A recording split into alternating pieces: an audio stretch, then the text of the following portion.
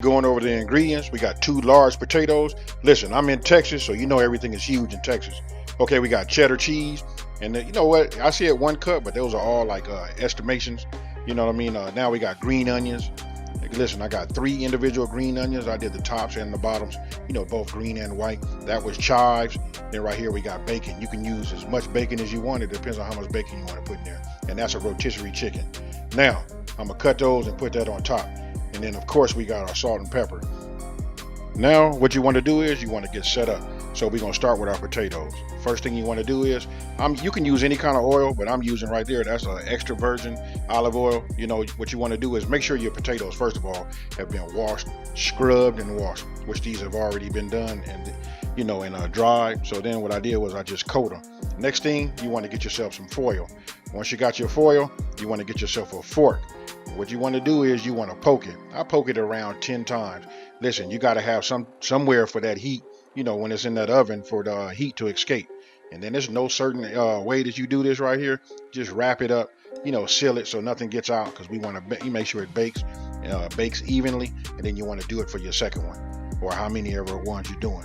That right there, I'm using my Breville oven. It's already been preheated to 350 degrees. So listen, I put it in. I don't put it on no rack or nothing. I mean, I don't put it on no type of pan. I just put it in there. I set it for 1 hour, and then you know what? Then I check it.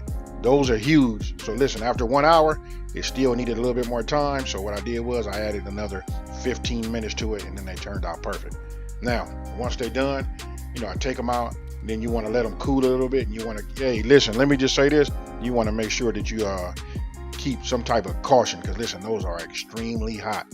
Now, all we want to do is we want to open them up. You're going to see some of the steam come up off of them.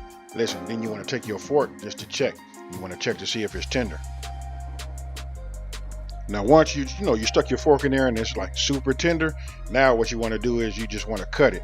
I don't cut it in half. I cut it at about 65% above. You know what I mean? So listen, you're going to have a bigger side and a smaller side. That smaller side, you want to go ahead and get you a spoon, and you want to, you know, dish out all of the potatoes and put it into a bowl, as you see right there. And then you want to, you know, I discarded the skin, and then right here, what I'm doing is making it like a little boat. You know, taking all of this, the potato stuffing, and putting it inside of that bowl. Then once you've done that for as many potatoes as you have, that's a half a stick of butter. Now this is up to you. You can put as much butter in there as you want to. If you got more, then I probably suggest that you probably put a whole stick. But right there with that heat, listen, it melted just fine.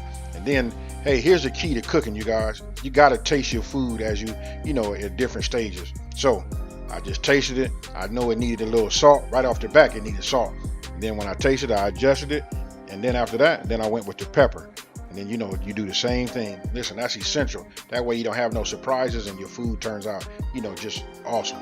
So you want to just make sure it's mixed properly. And then once it's done, you want to go ahead and refill the bigger portions of your potato.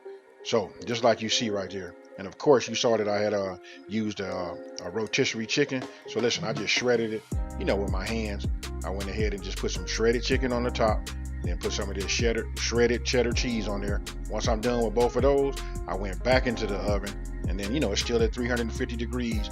All I'm gonna do is, now this right here, I don't have no time for you. I just suggest you guys keep an eye on it. It only took this right here about 5 or 6 minutes for it to melt your cheese, and there you have it right there. Now, I just went ahead, you know, added a little bit more cheese to it. Now, this is the part where you guys own it and you make it your own. But what you want to do is you just want to decorate it. As you can see, I'm putting more chicken on the top. You know what? I'm going to hit some chicken, a little bit more cheese. I'm going to put some sour cream on it. And then we're going to come back with some of those chives. Hey, you got the picture. This is what you do. Don't forget, you guys can use any type of meat. You know what? You saw that I put in the description. You can put mac and cheese. You know what? The sky's the limit. And there you have it, you guys. Restaurant style